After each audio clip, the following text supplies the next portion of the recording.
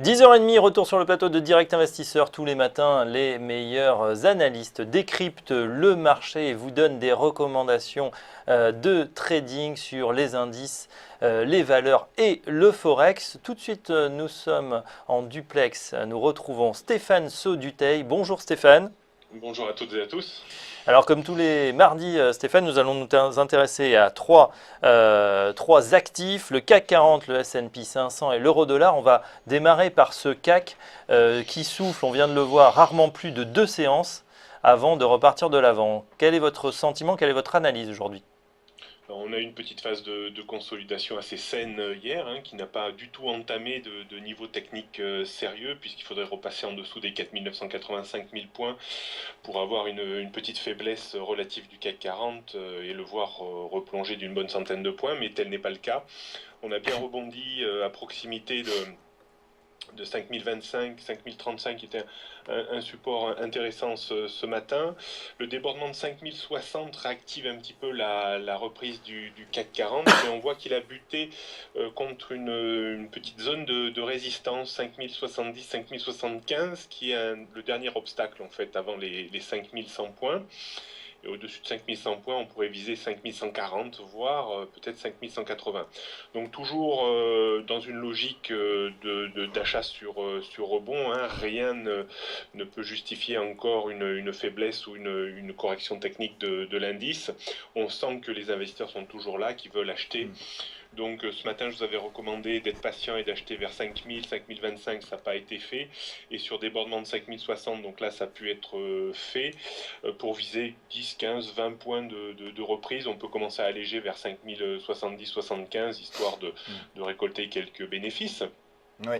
Et puis, je pense qu'au mieux aujourd'hui, on pourrait peut-être s'approcher des 5100 points, mais encore faut-il déborder cette petite résistance à 5075, qui était un ancien point haut de la semaine dernière, qui rejoue de nouveau ce rôle de résistance.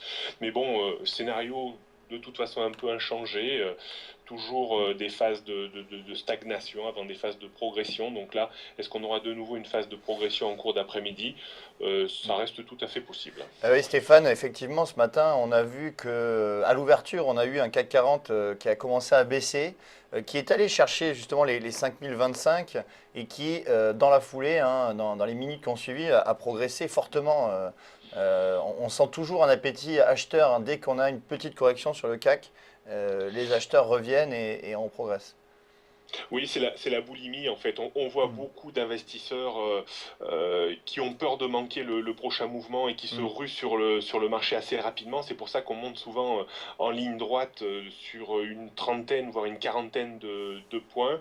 C'est vraiment la peur de manquer d'un mouvement. On sent vraiment une boulimie très très forte des spéculateurs, mais également des investisseurs, parce qu'il y a certainement quelques gérants de fonds qui étaient peut-être pas tout à fait Mm. chargés en début d'année, qui ont loupé une bonne partie de la hausse et qui là, à mon avis, s'inquiètent parce que le train avance sans eux et ça c'est toujours préjudiciable et souvent c'est là où on fait les mauvais choix, on achète un peu trop cher et on s'en mord les doigts quelques semaines ou quelques mois après. C'est sûr. Alors la boulimie, elle a eu lieu également aux États-Unis. Là, pourtant, on continue à grimper. Vous étudiez également le S&P 500. Votre analyse sur cet indice? En fait, le SP500 peut remercier la non-décision de Madame Yellen. Moi, j'ai l'impression en fait que Janet Yellen ne veut surtout pas être accusée pendant son mandat d'avoir fait baisser Wall Street. Donc, je pense que c'est en grande partie pour ça qu'elle n'arrive pas à trouver un timing de remonter des taux. Alors, est-ce que elle sera vraiment obligée de remonter les taux plus tard? Et certainement de faire décrocher un petit peu le marché parce qu'on voit bien que le marché est fébrile dès qu'on parle timing ou anticipation de remontée des taux et dès que on est un plus ou moins vague sur le timing, et bien on retrouve un petit peu de santé. Bon, on ne peut pas dire que le SP500 soit en super forme à l'image des marchés européens, mais il tutoie quand même ses sommets annuels autour des 2100, 110 Mm. points sur le SP500. Donc là, on n'arrive pas encore à déborder le récent point haut qui a été fait fin février, début mars. Donc est-ce un signe ou pas? Si on arrive à déborder le point haut qui a été fait dans ces eaux-là, on pourrait progresser un tout petit peu plus, mais guère plus haut, disons 1 à 2% de hausse maximale. Bon, je pense que c'est quand même un marché qui est un peu On voit d'essoufflement, peut-être même en phase de distribution. C'est les mains fortes qui quittent le marché pour laisser peut-être la place aux mains plus faibles, aux investisseurs moins aguerris.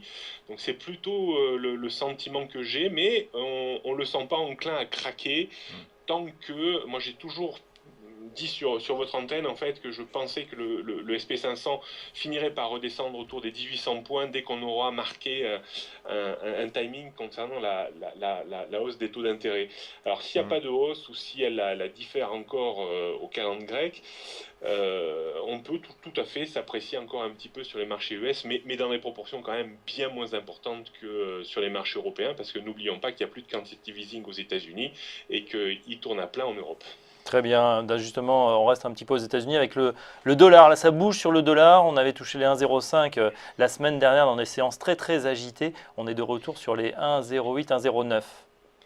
Oui, on est même presque à 1,10. Ça va très vite. Donc, c'est vrai que les vendeurs très agressifs, parce qu'il y en avait sur le marché, alors comme c'est le marché du Forex, il y en a beaucoup qui travaillent avec des effets de levier souvent très importants, donc je pense que la semaine dernière, ils se sont fait vraiment prendre les doigts dans la porte avec cette remontée terrible de plus de 400 figures mercredi dernier, donc ça, je pense que ça a rafraîchi peut-être quelques vendeurs à découvert, donc j'imagine plus maintenant une phase de stabilisation horizontale pendant quelques jours, voire peut-être même quelques semaines, entre 1,05 disons et 1,10. Alors l'élément nouveau serait vraiment un débordement de 1,10 et si on arrivait à s'installer au-dessus de 1,10, on pourrait peut-être aller corriger un peu plus haut vers 1,11, voire 1,1260, le point de décrochage de fin février. Mais on reste quand même, qu'on le veuille ou non, dans une tendance dépressive à moyen long terme. Là, je pense quand même qu'on a trouvé un sacré point bas intermédiaire autour de 1,05, qui était ni plus ni moins un point bas majeur de 2003. Donc ça va peut-être pas être si facile que ça maintenant de casser les points bas et d'aller rallier la parité. Alors peut-être que ça se fera vraiment quand on remontera les taux aux États-Unis, ou peut-être beaucoup plus tard, quand on verra que le quantitative easing sert peut-être pas à grand-chose et qu'il faudra en remettre une couche. Donc je pense peut-être qu'un 0,460 va tenir un bon moment. C'est un peu le pari que j'ai tendance à faire. Et là, je dirais une évolution pour les prochaines semaines entre 1,10 et 1,05, voire même 1,06. Parfait, merci Stéphane Sodutel. Je rappelle que vous êtes le responsable des sites Technique Bourse et robo.fr. On vous retrouve la semaine prochaine pour de nouvelles analyses sur le CAC, le S&P et l'euro dollar. Tout de suite, un nouvel intervenant. À très bientôt.